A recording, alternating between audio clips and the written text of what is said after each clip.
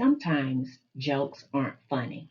What to Do About Hidden Bullying by Amanda Doring and pictures by Simone Shin. Every summer, Terry, Sydney, and I go to Camp Barkley. I was really excited this year because we're all in the same cabin. But then a new friend named Taylor showed up to stay with us. Taylor makes jokes and acts cool, but Taylor's jokes aren't always funny.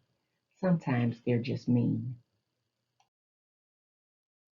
Yesterday I told Taylor I sell candy and magazines to pay for camp.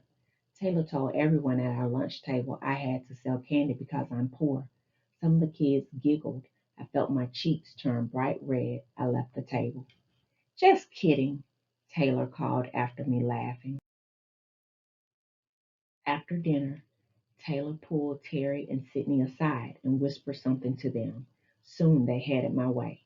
Jamie, Taylor is going to buy us ice cream cones at the camp store, said Sydney. Want to come? Actually, I don't have enough money for 4 cones, said Taylor. So if you want to come, Jamie, you will have to pay for your own. Taylor paused for a second. Oh, but you probably can afford ice cream because you're poor. Taylor shrugged. Sorry. The three of them left, and I was alone. A person doesn't need to hit or call someone names to be a bully.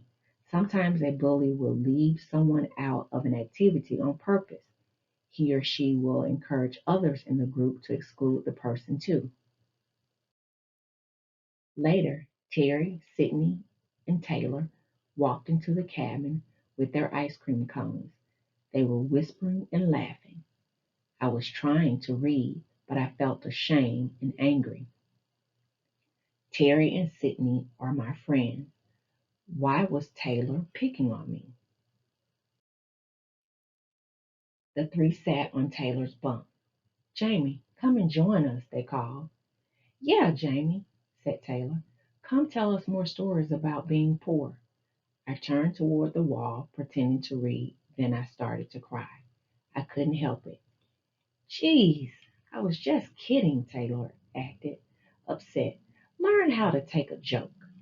Sometimes jokes can be fun, but they can go too far. If jokes or teasing makes you sad or angry, it's okay to tell the other person to stop. Today we're writing postcards to our friends, but Terry, Sydney, and Taylor are laughing and whispering instead of writing. Suddenly they get very quiet. I look over and see Sydney give me a dirty look. Terry looks ready to cry. Taylor is smirking. I ask Sydney and Terry what's wrong, but they both ignore me. You know, says Taylor, you shouldn't say that Terry smells bad. The three of them get up and walk away before I can say anything. I never said Terry smelled bad. Some bullies will gossip or spread rumors by telling lies or embarrassing stories. They can get other kids to dislike or bully the person too. Tonight at the campfire, Sydney and Terry pretend I'm not here. I'm sitting right next to them. They talk about the big camping trip we get to go on at the end of the week. We're staying in a 3-person tent, says Taylor. You and Terry will stay with me. Sydney nods in agreement. But what about Jamie? I hear Terry whisper to Sydney. Taylor's eyes roll. Come on, Terry, Taylor says. You don't want to be friends with someone who says mean things about you. Mean things? I ask loudly. I never said you smell, Terry. They still pretend I'm not here. I feel so bad and frustrated.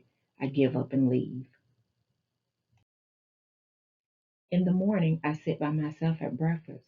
I find an empty table and lunch too. I feel so alone. Back at my cabin, I see a group of kids gather around the front door. When they see me, some kids giggle.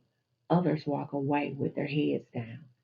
There on the door is a photo of me during our first year of camp. I'm holding my favorite stuffed bear and sucking my thumb.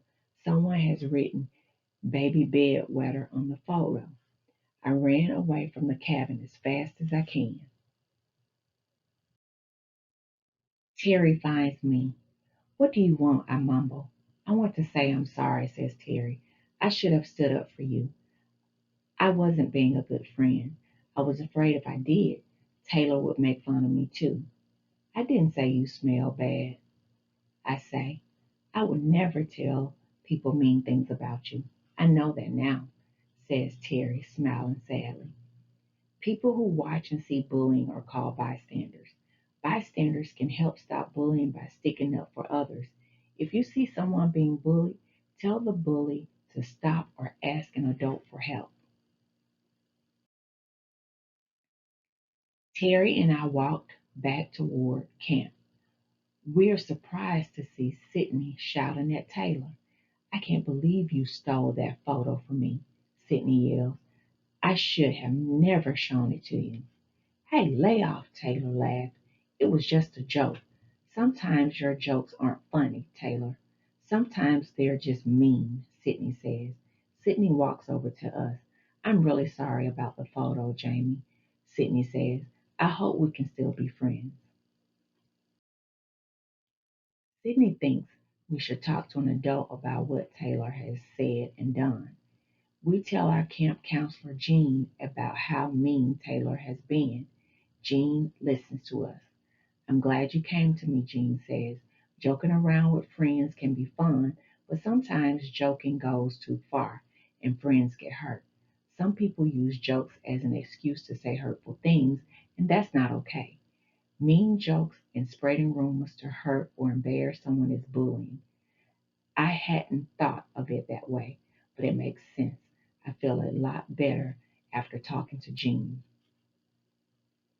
It's good to stand up for yourself and others, but you shouldn't try to handle bullying alone.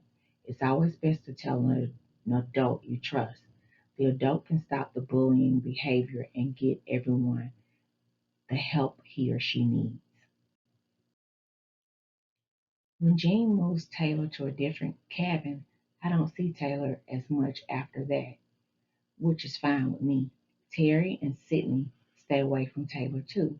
As punishment for bullying, Taylor isn't allowed to go on the camping trip. Terry, Sydney, and I have a great time. It wasn't the perfect summer, but the end of camp was fun, and we all learned a good lesson. Sometimes jokes aren't funny. The end.